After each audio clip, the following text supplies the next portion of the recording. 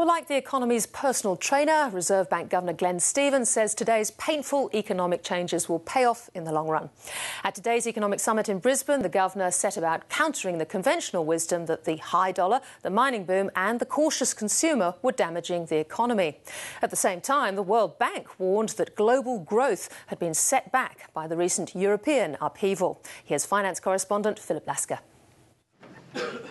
From Brisbane to Brussels, talking about how to solve and survive the ongoing global financial crisis is ongoing. There has been lots and lots of negotiations, discussions, agreements within Europe between the European Union, the ECB, the IMF to a certain degree, and we've, I hate to use the term muddled through, but I think it's probably best to use it at this point.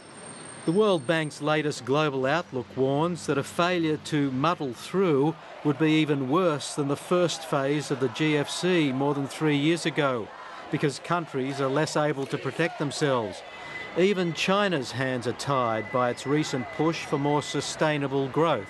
China will clearly not be in a position to act as a sort of buffer that it did in the first phase of the crisis, when it used significant amounts of capital to boost credit to the private sector, to support infrastructure and housing.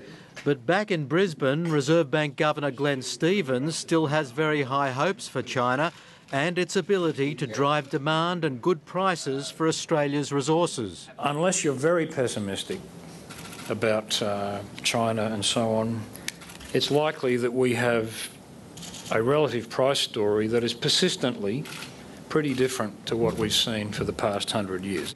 It will lead to consequences many in the audience would not have welcomed. An Australian dollar, the governor signalled, that would remain persistently strong, and painful restructuring, which can only be addressed through higher productivity. This was going to be happening anyway. And the truth is, I think that had the mining boom not come along, we would be feeling the dampening effects of these things more than we are. He says gone are the days when people could spend everything they earned and more, confident in the knowledge that the value of their assets, like homes and shares, were rapidly rising. And we need to think of the current period as a return to normal rather than as it being a particularly unusual period of time as far as household spending and finances are concerned. This is something that's quite important, and it lies behind a good deal, not all, but a good deal of the grumpiness, the dissatisfaction that we see among a lot of households. And the latest grumpiness measure, consumer confidence, was virtually unchanged this month, despite the recent interest rate cuts, reflecting continued concerns about events offshore and at home.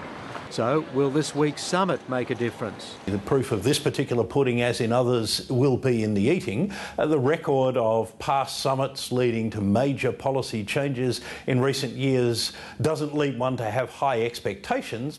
All talk and no action, it seems, is better than no talk and no action.